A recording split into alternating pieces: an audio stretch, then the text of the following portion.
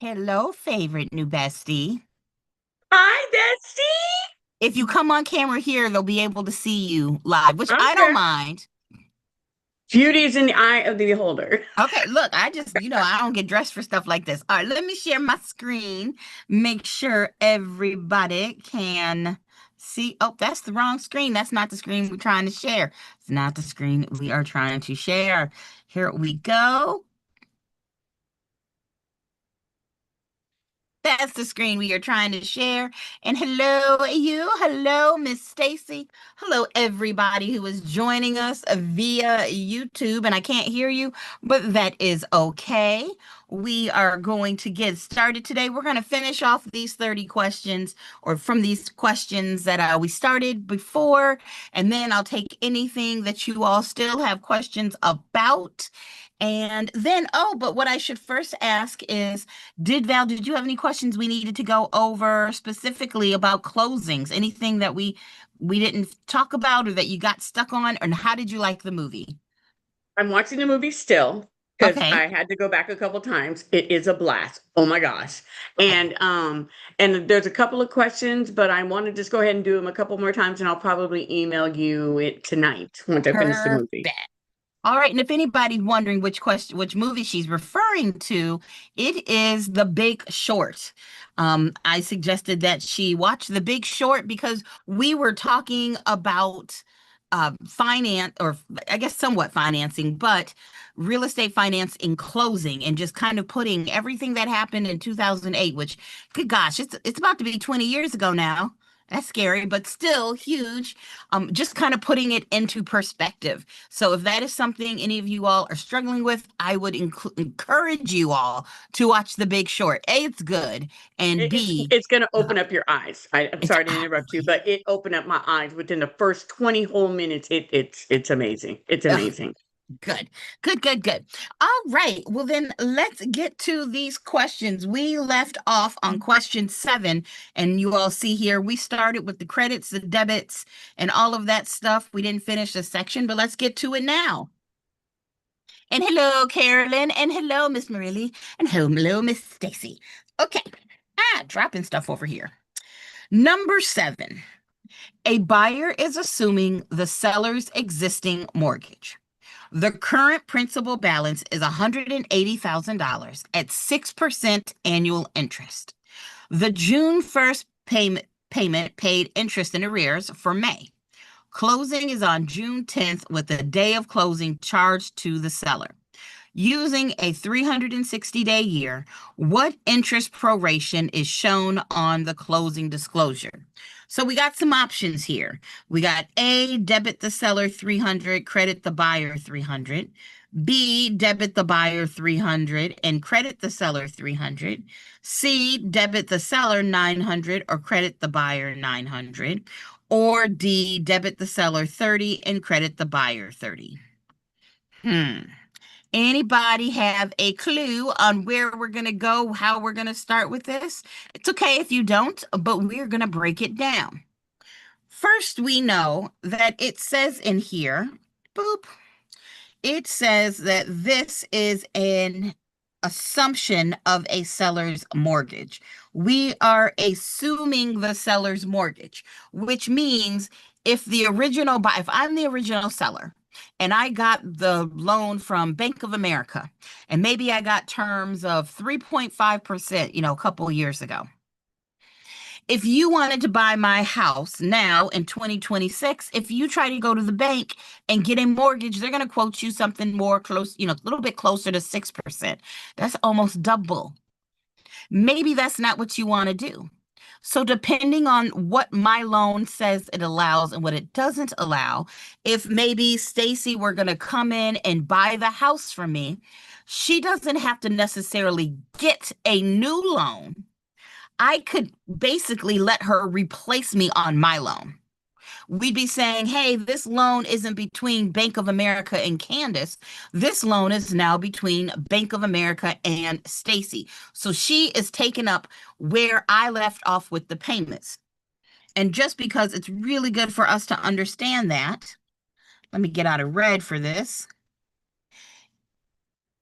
let's say this month is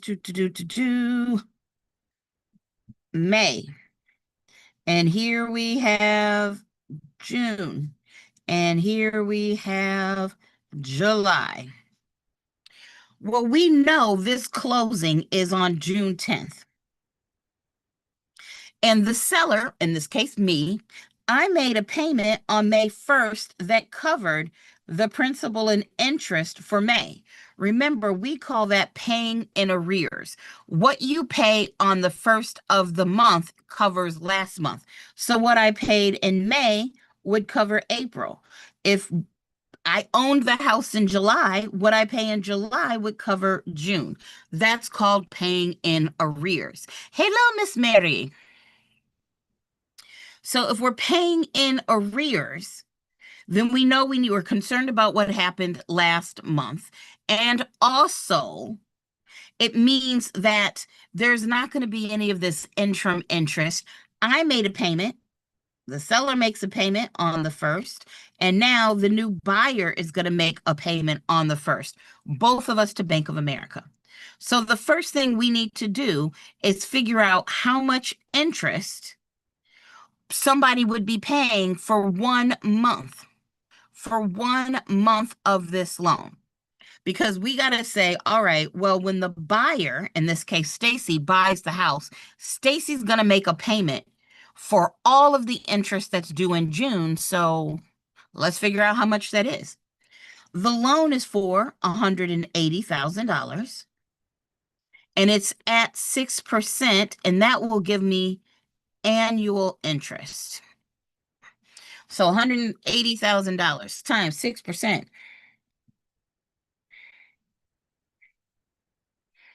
is $10,800. That's annually if you borrowed $180,000 for a year.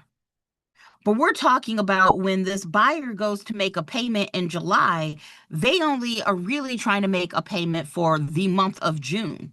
So I'm going to find monthly by taking that $10,800 and dividing it by 12, which will give me $900. $900, right? So that is what the whole month, one whole month of interest is. Here's the thing. The buyer, however, even though they're making the payment on the 1st, they didn't own the house on the 1st. They only owned the house from the 10th through the 30th. They own the house from the 10th through the 30th. So you know what? I kind of feel like the seller should give monies from the 1st through the 10th, and then the buyer should be responsible for the 11th through the 30th. So let's figure out how much that is per day. If it's $900 a month, if I divide that by 360, this is a 360-day a year. And I guess I could have divided by well, I said 360. First of all, let me make sure I did that right. That's not a month, that's a year. There's 360 days in a year. There's 30 days in a month, so I need to divide this by 30. I could have started by just dividing everything by 360, but that's not how my brain works, and I just want to make sure we all understand. So 900 divided by 30 is 30. Hello, I guess I could have done that. It's $30 a day. The seller, we're looking for this green. The seller owes for June 1st through, and it says the day of closing is charged to the seller, June 10th, that equals 10 days. So if it's $30 a day times 10 days, that gives me $300. This seller needs to give to the buyer $300. So when the buyer goes to make a payment on July 1st, they're paying for their portion. That's the buyer's money paying for their portion of June. And then the seller has given them the money to cover the first half of June. So if it's seller giving, we know that's a seller debit. Well, we know it's not this answer of 900. We know it's not this answer of 30. And since it's the seller giving, we know that is a seller debit, making our answer, after all of that, A. Seller debit 300, credit buyer 300. Hopefully that makes sense. Yeah, Hello, that was Miss good. Oh, good. And Miss Mary, I see you in the chat in the YouTube. Do I have any tips on math? You get confused what to do. I'm telling you, Miss Mary, it is just repetition. I want to make sure you understand everything that's happening. Like when I go through steps like this, when I'm with you all, I don't usually, if I'm doing it myself, explain every single step, but I do that to make sure that you all understand each step. So, Miss Mary, if at any point when I'm doing this math, you're like, okay, but why do we do that? Then let me know. And what you'll see over the last year or so that I've been doing this, I'm always doing the same types of math. And this is for everybody, unless you're in California. Just keep doing the same types of math problems over and over. You don't get any math surprises, which is why I love the math, because if you can get those math problems down, those are guaranteed points. All right. Yay. Let's do number 8 after I grab a sip of water.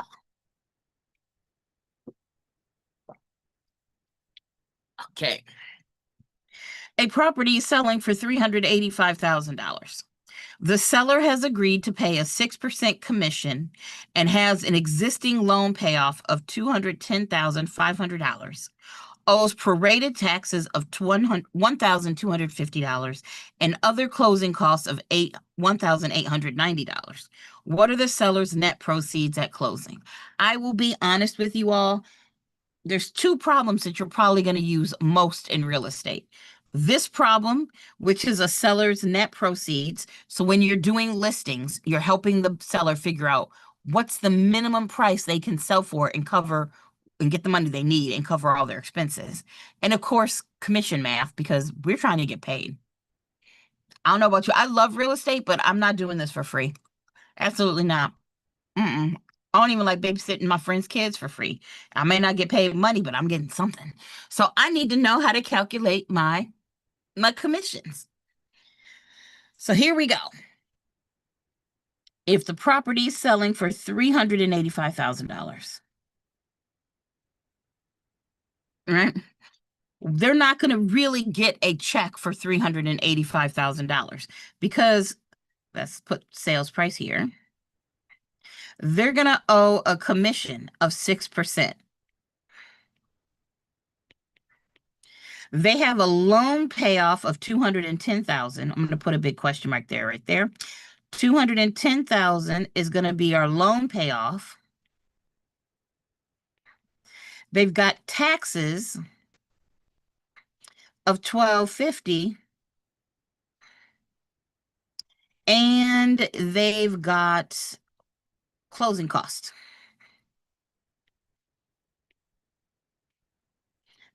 of $1,890. All of those things, and I know I'm running out of space here, they're not really going to get a check for this 385. They got to say, oh yeah, I got to check, I'm supposed to get 385, but I had to pay a commission and I had to pay off my loan and I had to pay this and I had to pay that, pretty much like life. You know how when you get paid and then on payday and then after you pay your bills, you're like, huh, that was interesting. That was Ah, I see what you're saying there, Mary. You have till November to get your license. You're gonna be busting your booty. Well, come join. You can join the booty busters over here trying to make sure we all pass this test. Okay, so our first step here is in order to do this subtraction problem, I need to know what is 6% of 385,000. So I'm gonna do 385 times 6%. That's 6.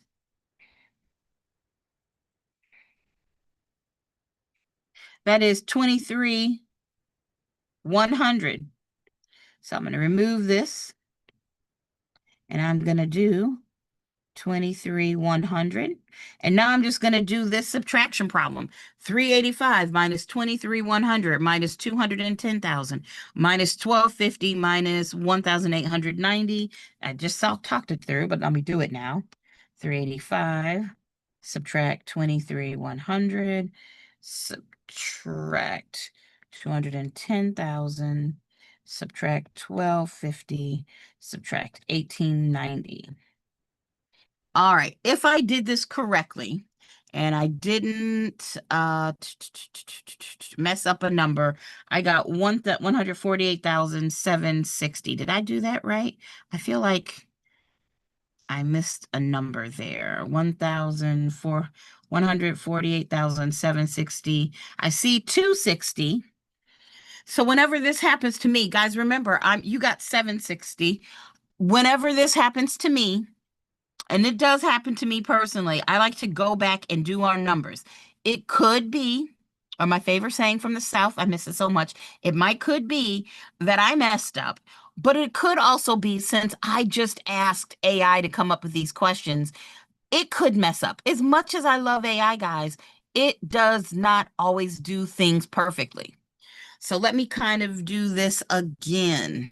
You said it's C, 148, 260. And we did do, let's see, well, what did we miss? Make sure I just didn't hit something wrong. Hey, 385. Candace, Yeah. it's Crystal. You have the loan payoff is 210,000, and then the problem is 210,500. 500, Hey. right. There we go. Look, thank you, Miss Crystal. I was like, Thank what? you. I knew there was a mistake in there somewhere. So no, it was right. I was wrong. Boop, boop, boop, boop. So it is our answer. Yay. And it's okay. It happens to me all the time. I just would have redone it all. That is okay. All right. Thanks. Miss Crystal, you are ready for this exam, by the way. Thanks, I'm trying. You're not trying, you're accomplishing. You are catching my mistakes, which is awesome. We already know I make mistakes, but you go. There you go. And Miss Mary, I see you said, do I have any practice tests? If you look back to last Sunday, it's either last Sunday or 2 Wednesdays ago, I did, and I showed online how to create these tests that I'm making to go over with you. I say nothing but some AI, right? And this time it was my fault. The last couple of times we got some questions wrong, it was AI's fault. So, but that's the best way to do it. And if you can't find that recording, I can just email me and I'll find it and see which one it is. All right, number 9. Which of the following items is typically shown as a debit to the buyer on the closing disclosure? Is it A, the earnest money deposit, B, the buyer's loan origination fee, C, the seller's existing loan payoff, or D, the real estate commission? This is a pretty basic, do you know your vocab? We know to the buyer, if it's a debit, it's monies that the buyer owes. So which one of these are things that the buyer needs to pay? Well, we know it's not the seller's existing loan payoff because why am I paying off your loan, seller? That's a you problem. And historically, the commission is paid by the seller, so it's not going to be D. Now we're between the earnest money deposit and the buyer's loan origination fee. Both are items paid by the buyer, but only one of them is the answer right now. All right? Remember what I keep saying repeatedly about these closing problems. It's not that I don't know that it's not that I think you all don't know what earnest money is. But once you all get licensed, you're working with a buyer. Let's say I'm buying a house. I found this house. You showed it to me. You're my buyer's agent. I'm buying it for $550,000. When will I write an earnest money check? When do I need to pay earnest money? Is it at closing or is it at the beginning of the transaction? And I know it's at the beginning of this transaction. And when it comes to closing statements, we are talking about what's happening to the money, the flow of the money the day of closing.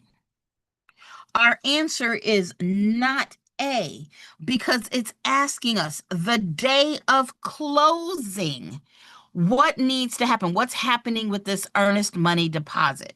And if you were my agent, I would have already paid an earnest money deposit.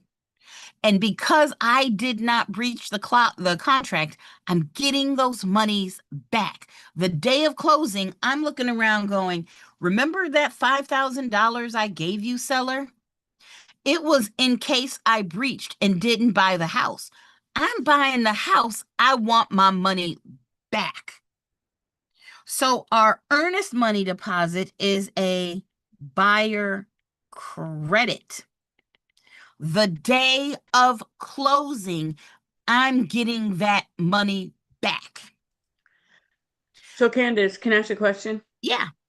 So you can think of earnest money as like good faith money, right? Like I am Yes. doing good on buying this house, and by putting this earnest money down, that is kind of like my promise, my good faith, and then I will be purchasing. But however, once I purchase this house, I need my money back. Yeah. And in some states, it even says it in the purchase contract that they're being used as or similar to liquidated damages. Well, now I'm getting into contract vocab, but that's okay, y'all, because it's all related. Liquidated damages. Let's say, okay, let's say that I decide to get another cat. You all know I want a Maine Coon cat. If you don't know, now you know. I want a cat the size of a dog. Why they won't give me a big cat? Because I mean, if it wasn't friendly, then why is it friendly shaped?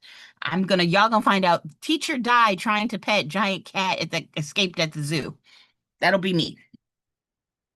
So let's say I had a contract with some breeder of Maine Coon cats.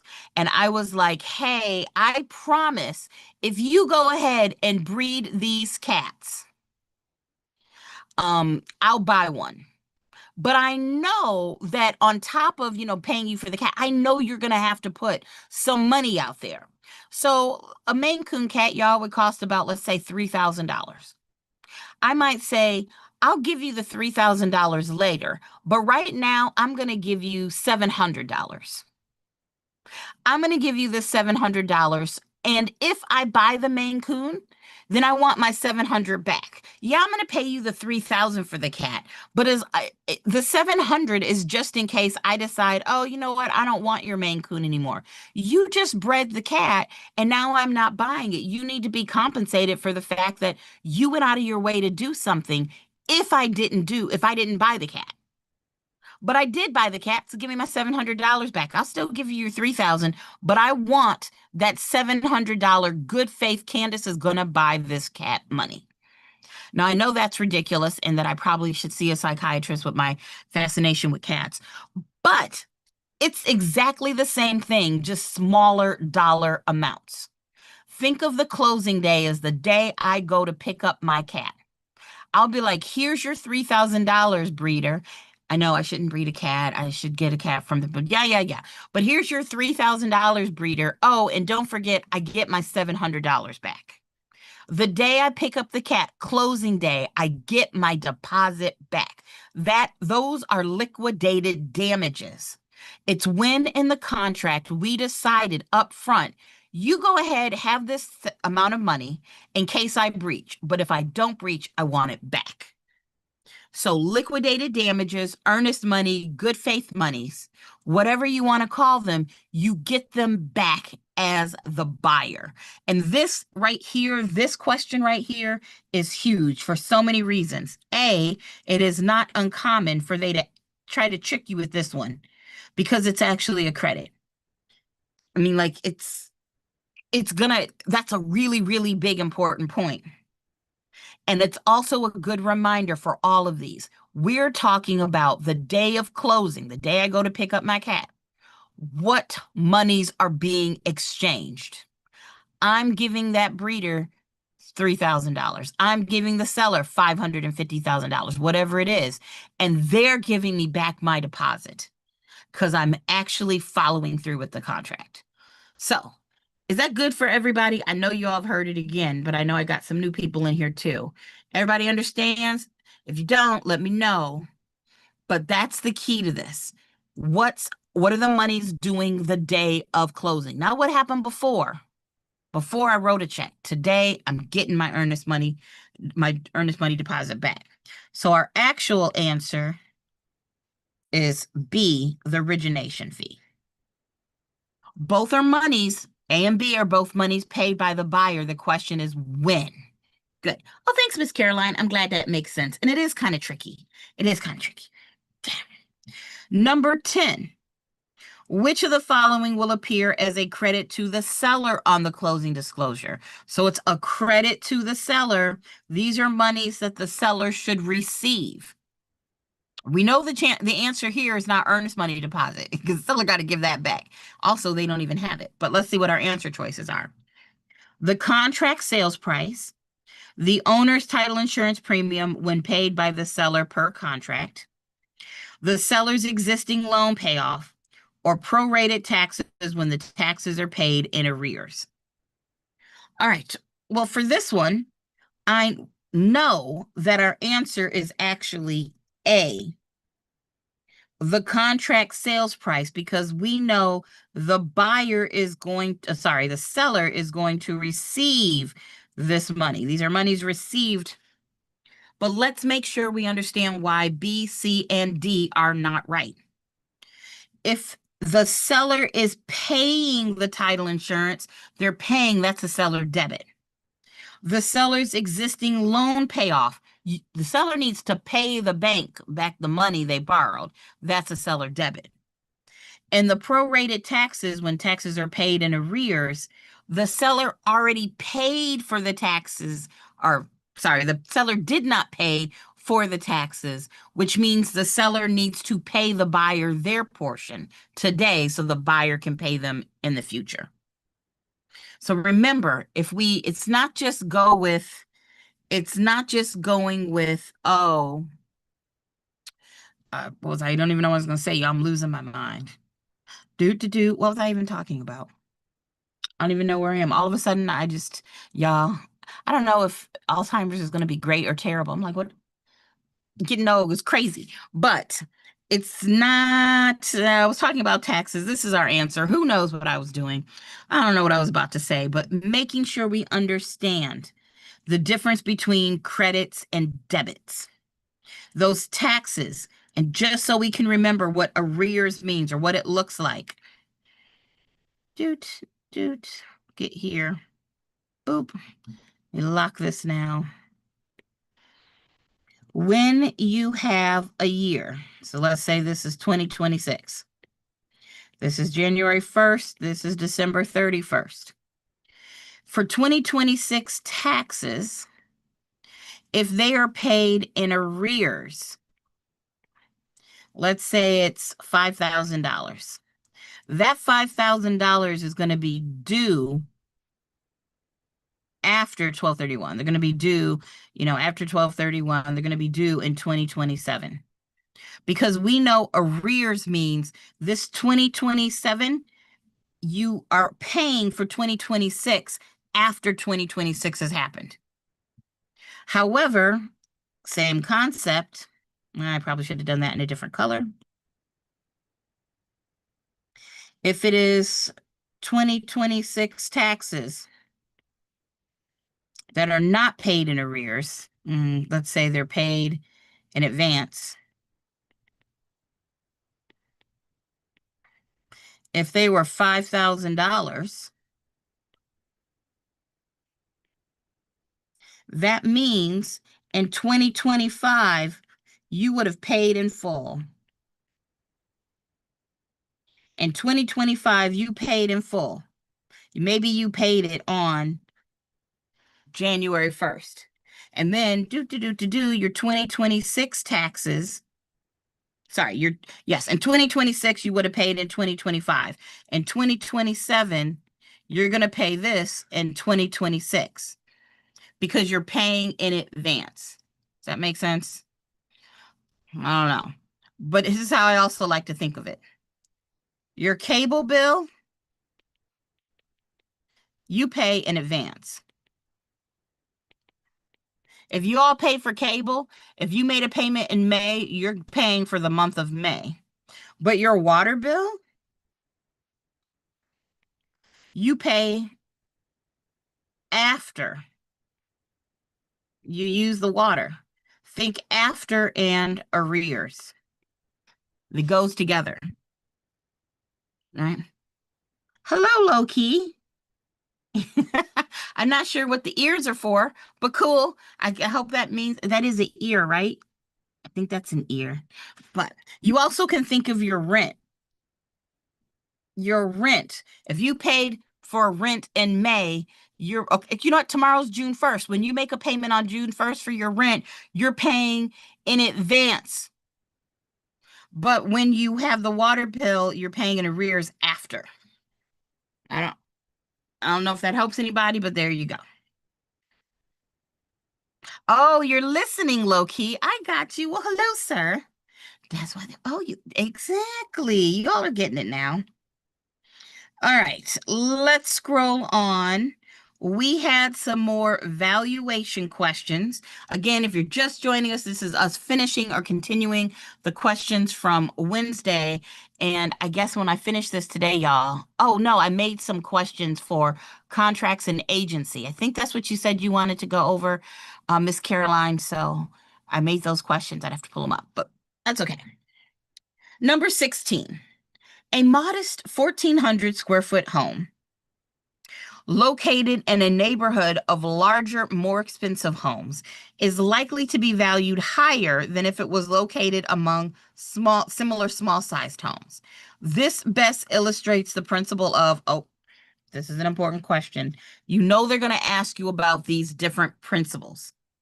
You know they're going to ask you about these different principles. Is it the principle of substitution, the principle of conformity, the principle of progression, or the principle of anticipation? What do you think the answer is? Marilyn says C. Oh, Carlos, that's you. Hello, Carlos. Hi. All right, Crystal, you said C. Stacy said C. I'm teaching y'all too well. The answer is C. Woot. And you know, if the answer is C, gee, if only there was a word or a song that goes with the answer of C. Caroline's got it. I like carrots, and you should too. It goes crunch, crunch, crunch, and it's good for you. We like carrots, and you should too. It goes Crunch, crunch, crunch. All right. I'm so glad that we all knew the answer was C. And are we good with what substitution means? Conformity means, anticipation means. Remember, it's not just, oh, what is the right answer? As you all are practicing, do we understand why the wrong answers are wrong? Do we know the definitions of all of the other ones? I'll just kind of go over very quickly. We know substitution is the idea if you've got two things that are basically similar, you're going to pay for the one that is lower priced, right? You've got the idea of conformity. It's the idea that things hold their value when they're like the others. And then we've got the idea of anticipation, the idea that things hold value because we anticipate they'll be of some use to you in the future. It's not going to be, so think of a lottery ticket. If you have a losing lottery ticket from last night, there's no value because there's no anticipation. A losing lottery ticket has exactly no value today, unless, you know, you need to wipe your butt because you're out of toilet paper. But please find something else because that sounds painful. All right. Number 17. We're going to pretend like I just didn't say that. You knew what you all were getting into when you got here. A home loses value because a state highway is constructed directly behind the property, creating ongoing noise and vibration. How big is that highway? This is best classified as external obsolescence, functional obsolescence, curable physical deterioration, or incurable physical deterioration. All right, y'all were quick with that. Y'all said A. Okay, yes, it's external obsolescence. That is our answer. All right, just remember functional obsolescence is going to be if it's outdated. And it's really, yeah, that's about good. And number 18. In the sales comparison approach, if a comparable building or comparable building has a superior feature, such as a finished basement, then that the subject property lacks, the appraiser should what? So it says the comparable property is superior, then what should the appraiser do? Add value to the subject property, subtract value from the comparable or comparable property, add value to the comparable property, or make no adjustments since each property is unique. You all know I like to teach CIA, CBS. If the comp is inferior, that's an N, inferior, you add. Did I spell inferior right? Inferior. Doesn't look right. And if the comp is better, you subtract. Right? If the comp is superior, that means it's better. So that means you're going to subtract always from the comp. We never touch the subject. Never the subject. Don't touch the subject. So we need to subtract from the comp. So that would be B, subtract from the comparable property. Boop. All right. Next. Oh, Carlos, does it make sense why the answer is actually C? Hopefully, let me know if that doesn't make sense after I explained it. But if it doesn't, don't be afraid to say so. You know that's what we're here to do, is learn. It's okay. More water.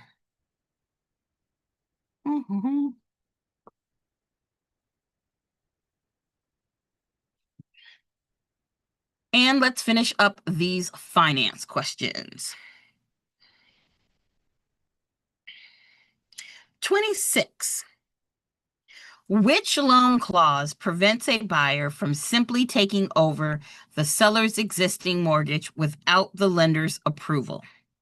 Which loan clause prevents a buyer from simply taking over the seller's existing mortgage without lender's approval? Guys, this is what I was talking about. This prevents assuming a loan.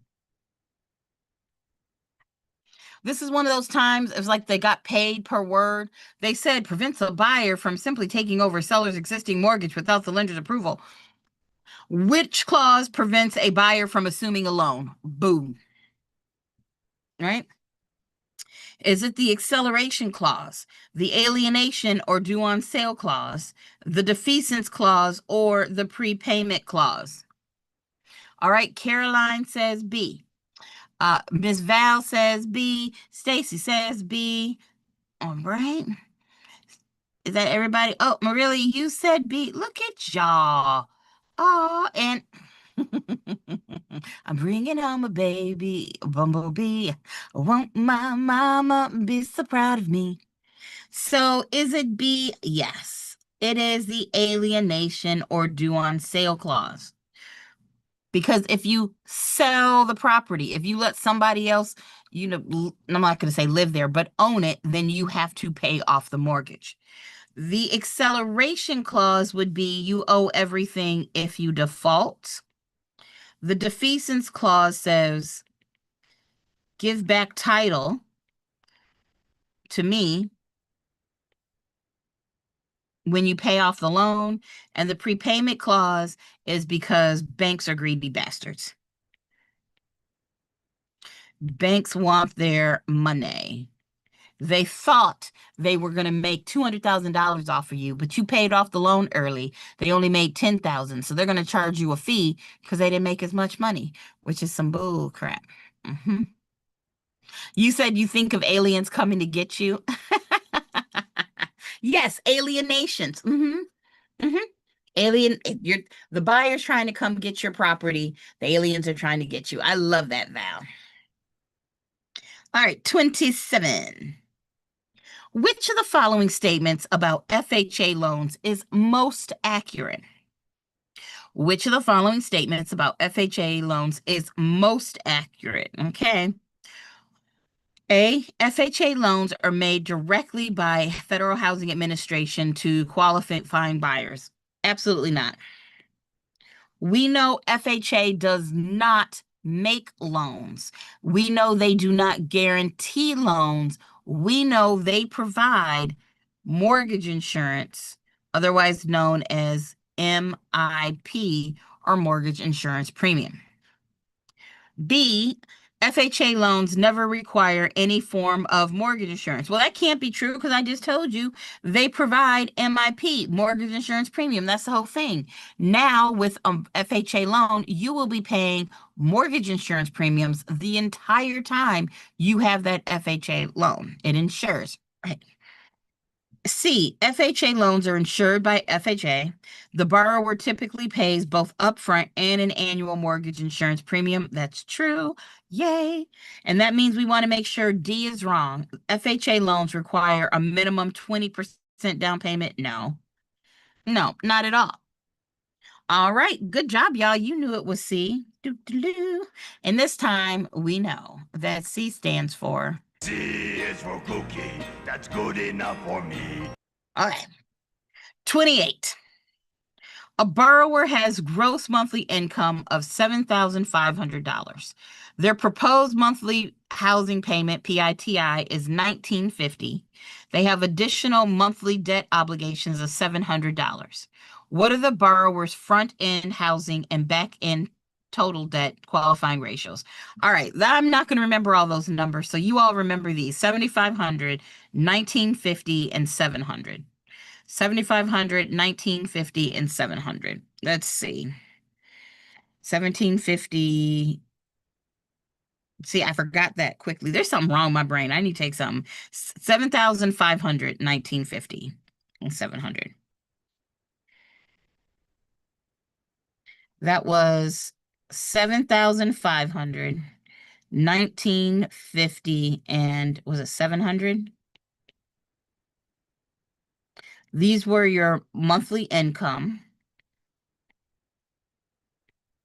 This was your recurring debts. Nope, that was your your housing payment was 1,950, right? Housing payment.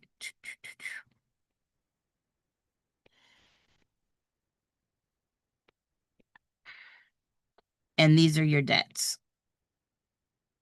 And what this question was asking us for was our ratios. Well, ratios are usually like 28% and 36%. We know they say no more than 28% of your gross monthly income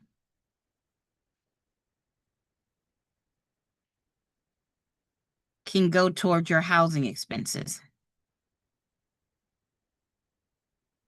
And no more than 30% of your gross monthly income, because this is PITI, can go towards PITI and debt combined. So what it told us is, what the problem told us is, somebody is making $7,500 a month, right? And they're telling us that their housing expenses were $1,950. So what they're asking us is, well, what is this percentage? We're saying 1,950 is what percent of 7,500? If I were to take this and I said, hey, if you make $7,500 a month, if I multiplied it by 28%, that would give me 1,950. Right?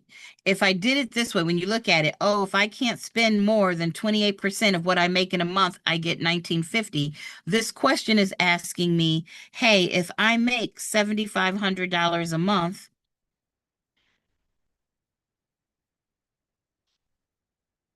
what is the actual percentage? Does that make sense?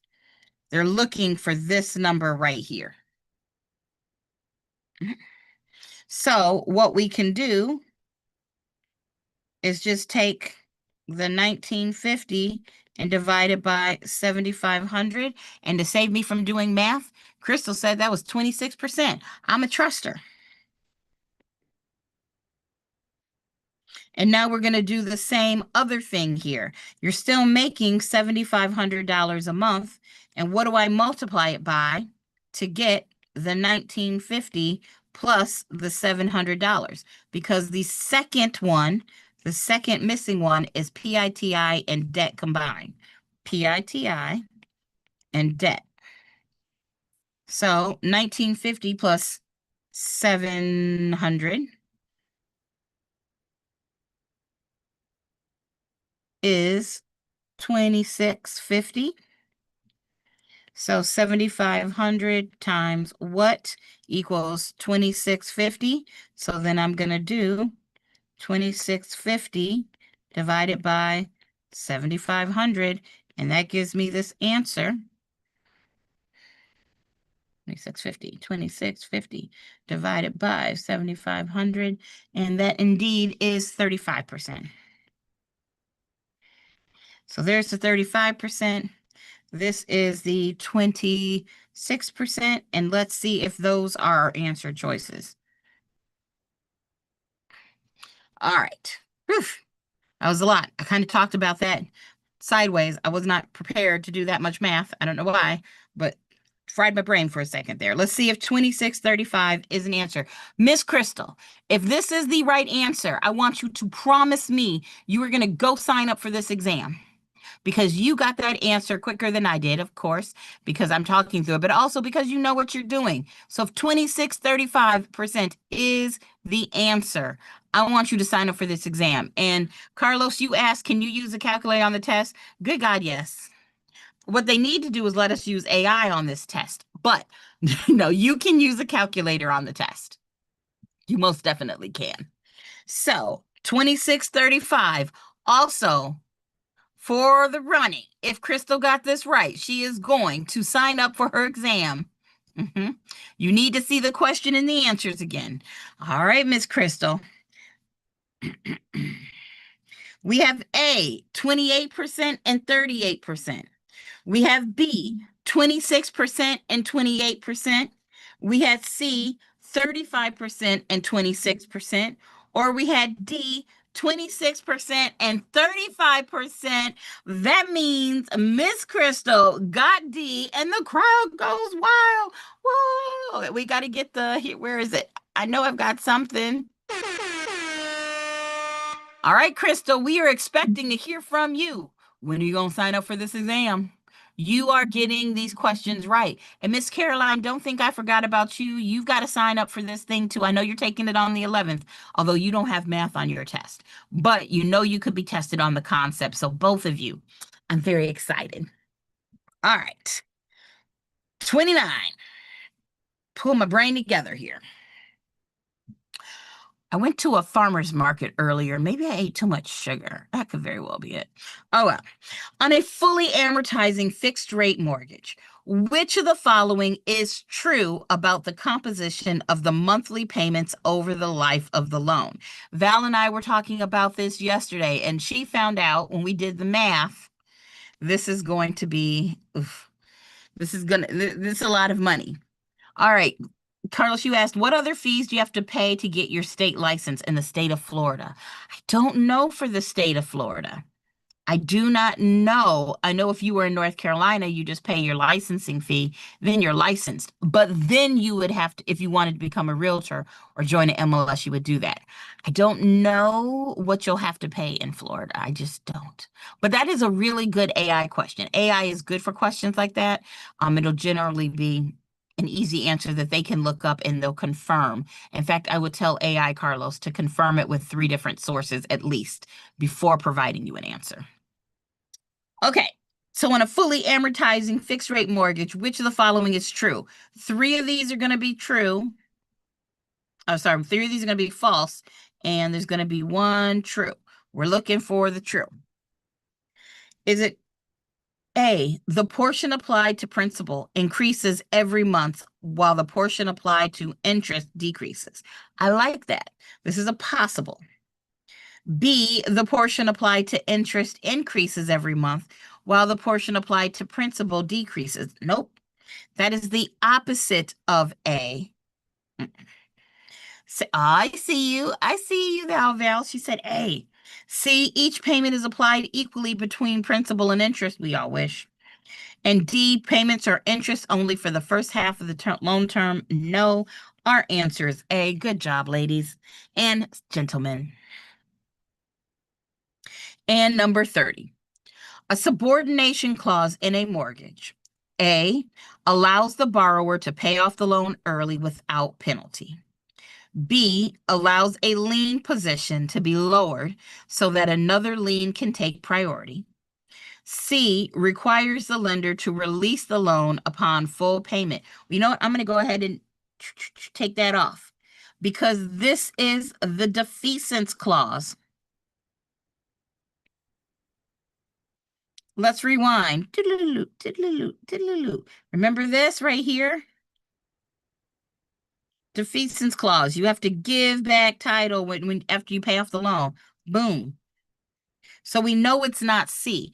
That's why I love trying to figure out that all the answer choices make sense. It eliminates C here. Now we got a 33.33% chance of guessing this one right.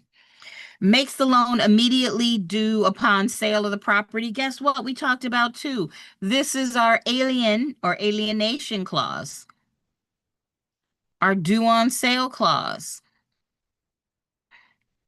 Right? That's what our answer was here. The alienation or due on sale clause. So it cannot be C or D. It's either A or B. Allows the borrower to pay off the loan early without penalty. Or B, allows a lien position to be lowered so that another lien can take priority. This is the test makers trying to trick you. If we're talking about clauses, the opposite clause, right, would be the prepayment penalty. They want their money because you paid it off. This is the opposite clause. So just out of sheer, let's get rid of some of these answer choices. Our answer is B.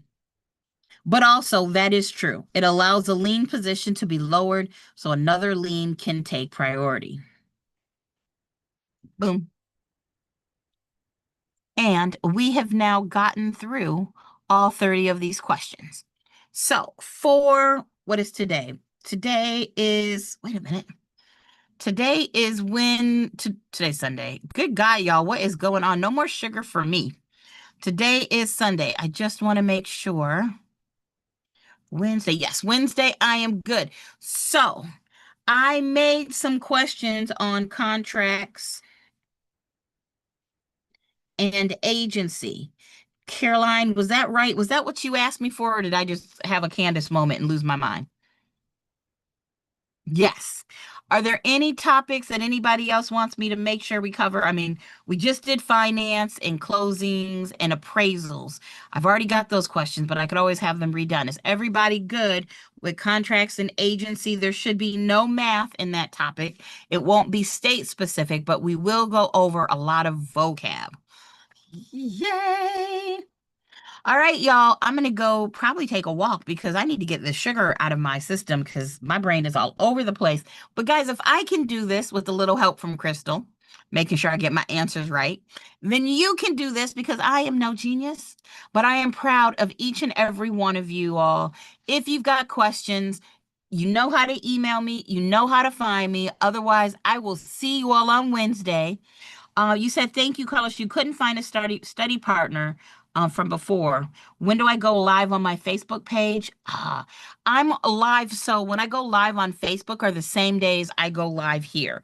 So it's going to be Sundays. And it's going to be Wednesdays. I need to change. Did I already change my YouTube title? I don't know. At 7 p.m.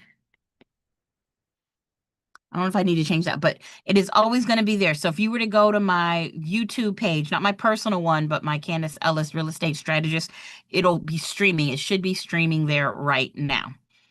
And remember, guys, follow me on TikTok, Cand Ellis. Tomorrow I have another thing to put up. I was supposed to do it last night. I just got lost in my sauce. But if you follow me on TikTok, I will be able to go live on there as well. I just have to have so many likes and so many followers. So tell people you already know. Did you already go over real estate practice? That is a North Carolina kind of topic, Miss Crystal. Let me see what topics are in there and see if I can extract some national stuff there. So, cool. All right, guys, that's it. The only other thing is somebody had asked me if there was a way to do, they emailed me and asked if I could do these at 8 on Sunday instead, 8 p.m. Eastern. 7 p.m. This was Eastern. And I didn't know if 8 p.m. was too late, because that would be, what is that? 5 p.m. on Sundays in the summer. I don't know. I'm open to discussion. And if enough people say 8 p.m. would be better, cool. Nope, you said that's too late. You like 7 p.m. on Sundays. Okay, we'll leave it. We'll leave it where it is. I just wanted to make sure if I needed to talk about it, I could. And maybe what I need to do is extend Sundays. I can try to see if it's possible to do that, because I know some people just join later.